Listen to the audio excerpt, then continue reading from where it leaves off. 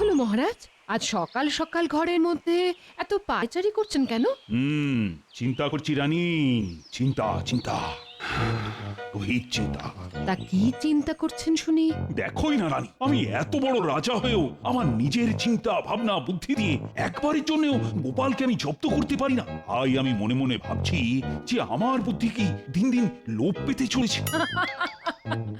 ও এই ব্যাপার। ও কিছু নয় মহারাজ, আসলে আপনার যদি গোপালের মতো এত বড় একটা টাক থাকতো তাহলে আপনিও দেখতেন গোপালের মতো আপনার মাথাতেও এই এত এত বুদ্ধি থাকতো। মস্করা করছো রানী, মস্করা। না না মহারাজ, এটা বলবেন না, কিন্তু এটা তো সত্যি যে গোপালের বুদ্ধির কাছে কারুর বুদ্ধি টেকে না। সেটাই তো রানী, গোপালকে ফাঁদে ফেলার জন্য কোনো একটা বুদ্ধি যদি আমি পেতাম না। ঠিক আছে, আপনি না হয় ভাবুন, আমি চলি। এ কি রানী, আমি এইভাবে চিন্তায় মশগুল আর তুমি কি না আমাকে এইভাবে একা রেখে চলে যাচ্ছ? তুমি অন্তত আমায় একটা বুদ্ধি দিতে পারতে তো। বুদ্ধি? আবার আমি?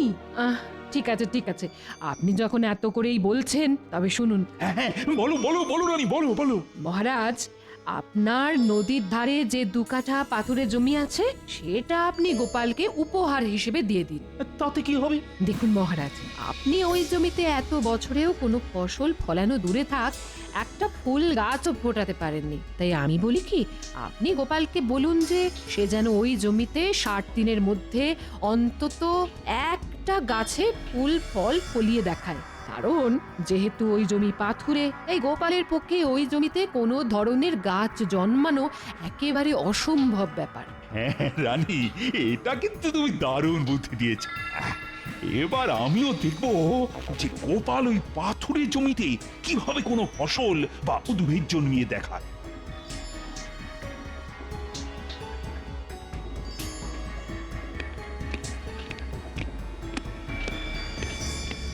প্রণাম মহারাজ।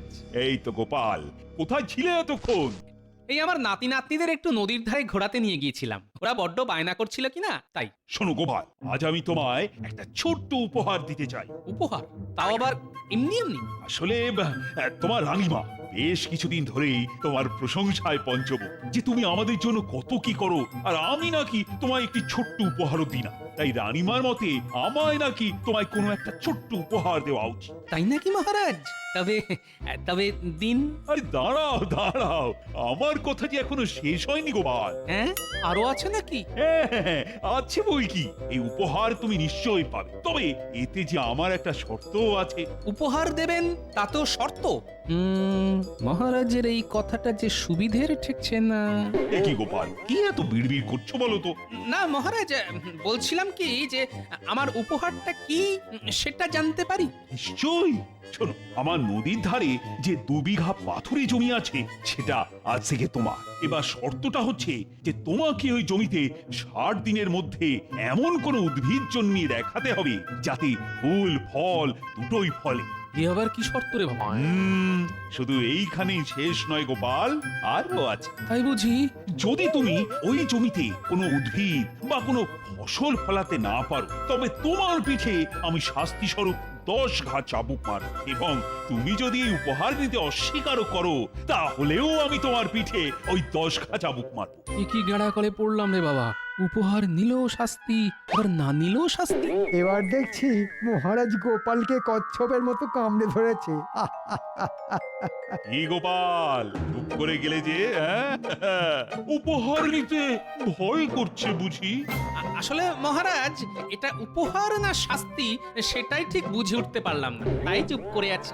তবে আপনি যখন আমায় এত ভালোবেসে একটা উপহার দিচ্ছেন, আমি সেটা অবশ্যই মাথা পেতে নেব মহারাজ। বাহ বাহ বাহ, এই তো গোপালের মতো কথা। কিন্তু আমারও যে কিছু শর্ত আছে মহারাজ। কি শর্ত? শুনি শুনি। প্রথমত, এই 60 দিন আমি রাজসভায় আসবো না, এবং এই 60 দিনের বেতন আমায় অগ্রিম দিতে হবে। আর তার সাথে এই চাষের খরচ বাবদ 500 মোহর। ও তাই বুঝি।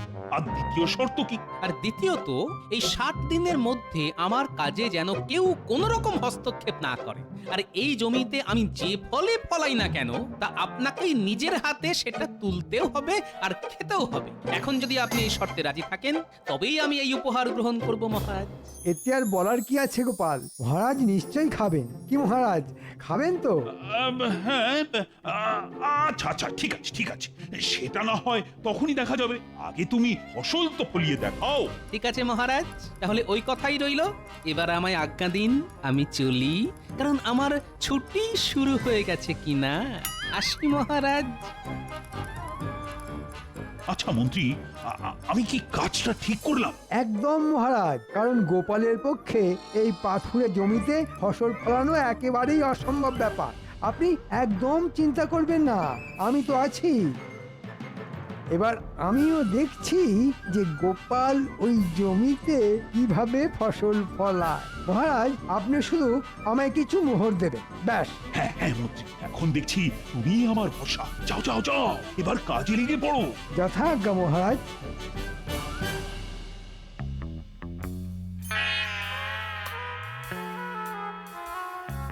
উফ, এখন কি যে করি।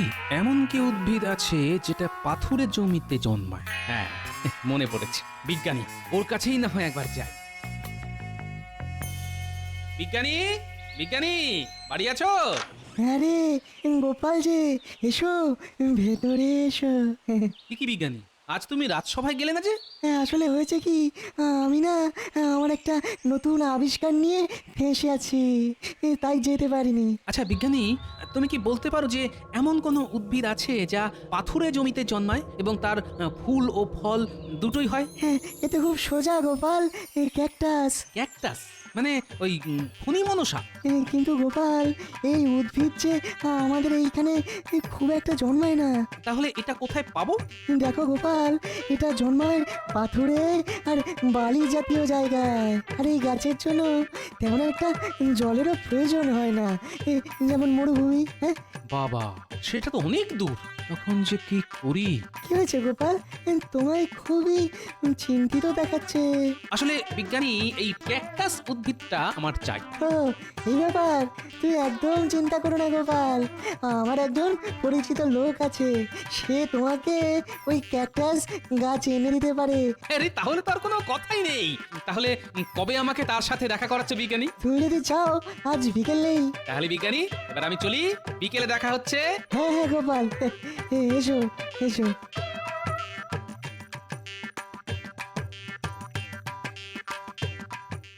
আমাদের ডেকেছিলেন মন্ত্রী মশাই? হ্যাঁ শোন মহারাজ, গোপালকে নদীর ধারে ওই 2 বিঘা পাথুরে জমিটা চাষ করার জন্য দিয়েছে, আর শর্ত রেখেছে যে 60 দিনের মধ্যে যে কোনো ফুল ফল হয় এমন উদ্ভিদ অথবা ফসল ফলিয়ে গোপালকে দেখাতে হবে। এখন বলুন যে ওই আমরা কি করতে পারি? তোদের আজ রাতেই ওই নদী থেকে বালি নিয়ে ভরে দিতে হবে, যাতে গোপাল ওই বালি আর পাথরযুক্ত জমিতে কোনো ফলনই যাতে ফলাতে না পারে। আপনার কি বুদ্ধি মন্ত্রী মশাই! এখন বাজে কথা রেখে যা বলছি সেটা কর গিয়ে। আর শোন, তোদের কিন্তু আজ থেকেই গোপনে প্রত্যেক দিন রাতে একবার করে গিয়ে ওই জমির অবস্থা নিজের চোখে দেখে আসতে হবে। কি পারবি তো? খুব পারবো, হ্যাঁ খুব পারবো।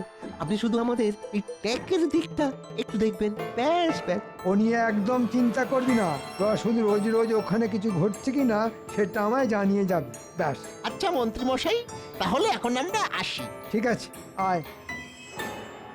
বিজ্ঞানী, বাড়ি আছো? আরে গোপাল যে, এসো এসো ভেতরে এসো, আমি তোমার জন্যই অপেক্ষা করছিলাম।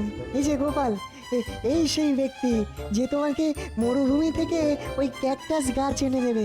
হ্যাঁ হ্যাঁ গোপাল দাদা, আমি বিজ্ঞানী মশাইয়ের কাছে সব শুনেছি।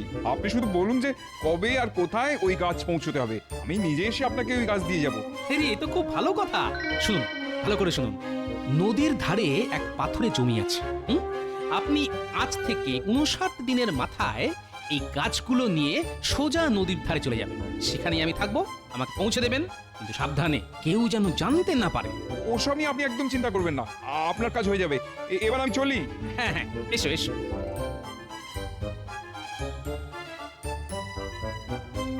তাহলে গোপাল এরপর তুমি কি করবে? মানে সেই রকম কি কিছু ভেবেছো? কি আবার করব? শুধু বাড়িতে বসে আরামই আরাম। তাহলে চলি বিজ্ঞানী, তুমিও একটু সাবধানে থেকো, যেন কাক পক্ষীতেও টের না পায়। তুমি কোনো চিন্তা করো না গোপাল, নিশ্চিন্তে বাড়ি যাও। হ্যাঁ।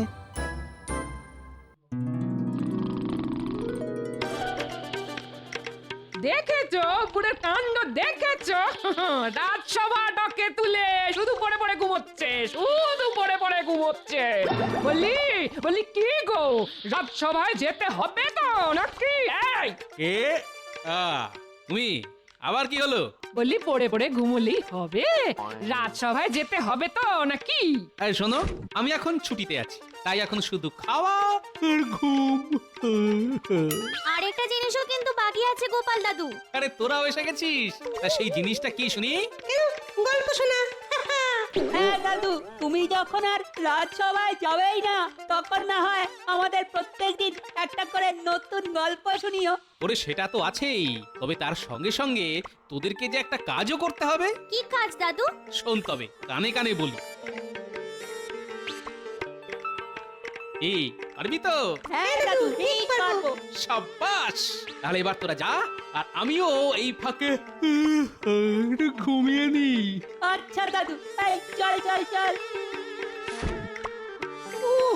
এই পৃথিবীতে আচ্ছা চালাক লোক দেখেছি, কিন্তু তোমার মতো চালাক লোক দুটো দেখিনি। বাবা রে বাবা, নিজে শান্তিতে ঘুমোবে বলে কি সুন্দর বাচ্চাদের কানে কানে পুষ্পন্তর দিয়ে বাড়ি পাঠিয়ে দিল। হ্যাঁ,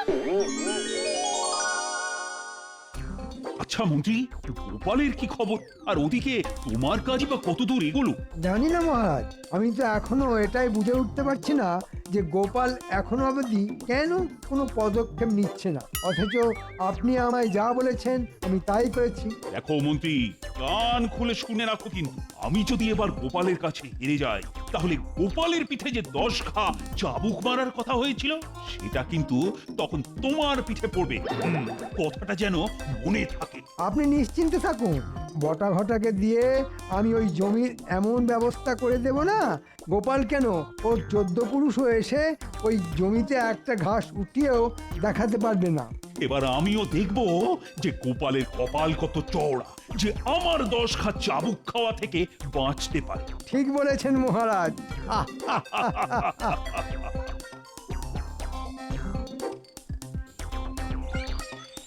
গিন্নি, আমি চলাম। এই কোথায় চললে শুনি? গায়ে একটু বাতাস লাগাতে গো। মরণ, বুড়ো বয়সে ভীমরতি দেখেছো? যাচ্ছ যাও, পারলে আসার সময় একটু বাজার করে এনো, নইলে নইলে যে সেদ্ধ ভাত খেয়েই থাকতে হবে গো। যাও। আচ্ছা আচ্ছা, আনবক্ষণ, এবার চলি। কি এই জমির এই অবস্থা কি করলো? এ তো পুরো বালি। আচ্ছা বুঝেছি, এই সব বেটা ওই মন্ত্রীর কাজ। নিশ্চয়ই মহারাজ মন্ত্রীকে দিয়ে এই কাজ করিয়েছে, যাতে আমি এই জমিতে কোনো ফসলই না ফলাতে পারি। তবে মহারাজ তো আর এটা জানেন না যে মহারাজ এই কাজটা করে একরকম আমার উপকারই করেছেন। তাহলে এবার শুধু 59 দিন হবার পালা, আর তারপরেই জমবে মজা।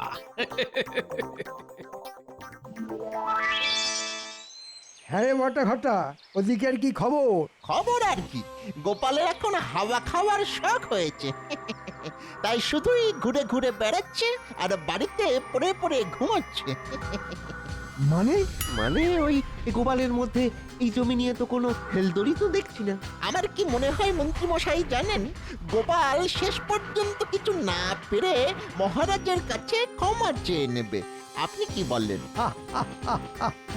তা যা বলেছিস, তবে মহারাজ এবার গোপালকে ওই 10 ঘা চাবুক না মারা অব্দি শান্তি পাবেন না। যদিও আজকের রাত পোয়ালেই গোপালের সময়সীমা শেষ, তাই তোরা কিন্তু আজ রাতে গোপালের ওপর পেঁচার মতো চোখ খোলা রেখে নজর রাখবি, যাতে গোপাল কিছু যেন না করতে পারে। মন্ত্রী মশাই, আপনার এই 2 পেঁচা থাকতে আপনি কোনো চিন্তা করবেন না। আর যদি কিছু বেচাল দেখি, তাহলে ছুটে গিয়ে আপনাকে জানিয়ে আসবো। সাব্বাস। তাহলে এবার আসি।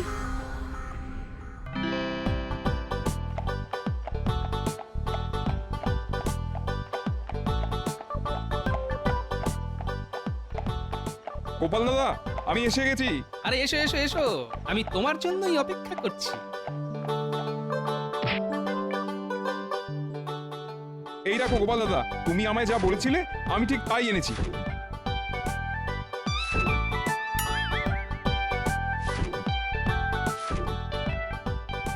এবার আমার টাকাটা। হ্যাঁ হ্যাঁ নিশ্চয়ই, এই নাও। তাহলে এবার আমি আসি।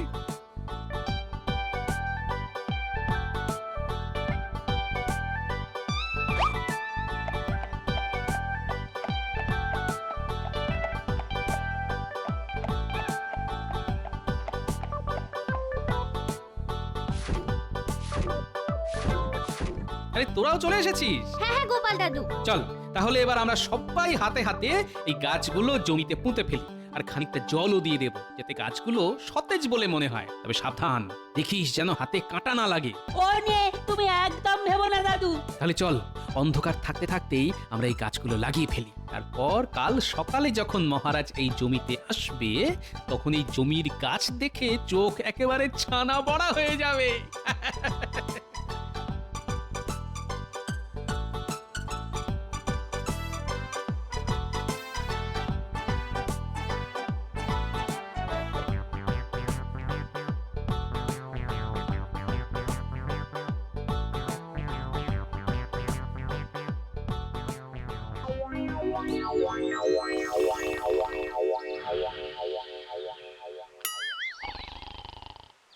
এই বটা, আরে আরে এবার ওঠ, ভোর হয়ে এলো যে, জমি দেখতে যাবি না?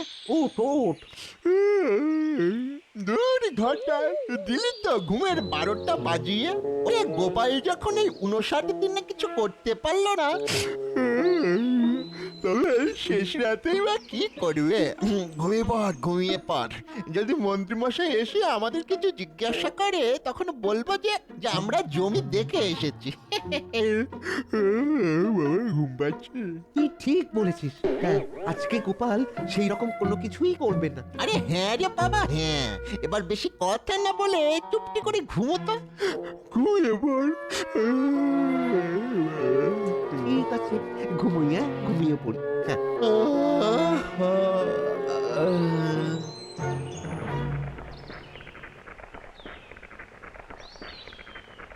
সুপ্রভাত মহারাজ।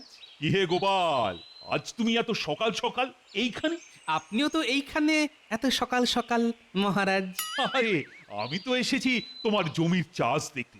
এই মনে আছে তো, আজই তোমার শেষ দিন। কই দেখাও, এইভাবে বেড়ার আড়ালে রাখলে হবে? আমার কি মনে হয় মহারাজ, গোপাল এই জমিতে বালি ছাড়া আর কিছুই দেখাতে পারবে না, তাই বোধহয় দেখাতে লজ্জা পাচ্ছে। কি ঠিক বলেছি তো গোপাল? আগে না মন্ত্রী মশাই, গোপাল লজ্জা পায় না, লজ্জায় ফেলে। আসুন মহারাজ, ভেতরে আসুন।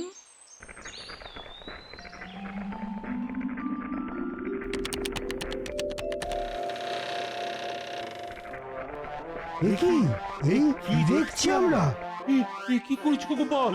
কেন মহারাজ, আপনি তো বলেছিলেন যে 60 দিনের মধ্যে আমি যেন এই জমিতে যে কোনো ধরনের ফুল ফলযুক্ত উদ্ভিদ অথবা ফসল চাষ করে দেখাই। তবে এই দেখুন মহারাজ, এই সেই উদ্ভিদ যার মধ্যে ফুল ফল দুটোই হয়েছে, আর এই উদ্ভিদের নাম হলো ক্যাকটাস। না মহারাজ, এটা কি করে হয়? এটা তো কাঁটা গাছ। কেন হয় না মন্ত্রী মশাই?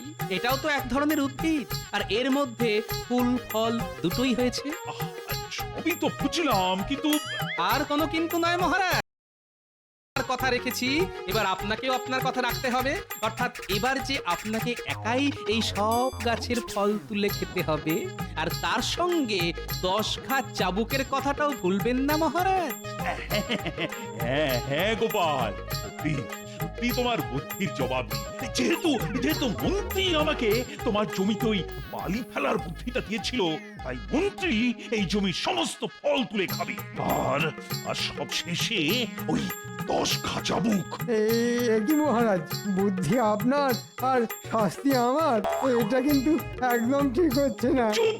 আর একটা কথাও যদি তুমি বলো তাহলে 10 ঘা চাবুকের জায়গায় তোমার পিঠে পড়বে 50 ঘা চাবুক। নাও আর কথা না বাড়িয়ে তাড়াতাড়ি এই জমির ফলগুলো তুলে খেতে শুরু করো। আমি হ্যাঁ তুমি না তো কি আমি। অগত্যা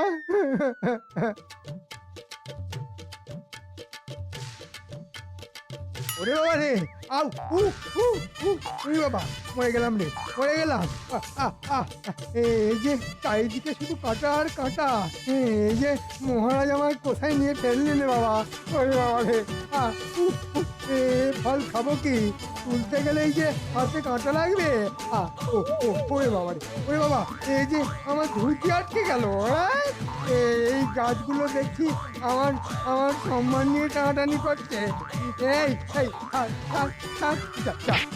আর খুলে গেল এই গেলাম ওরে বাবা রে পালাই বাবা না হলে যে যেটুকু পাওনে আছে এবার দেখছি সেটাও খুলে যাবে পালাই বাবা মন্ত্রী যে দৌড় দিল। আর 10 ঘা চাবুক পরে খাবো অন্য কোনো পর্বে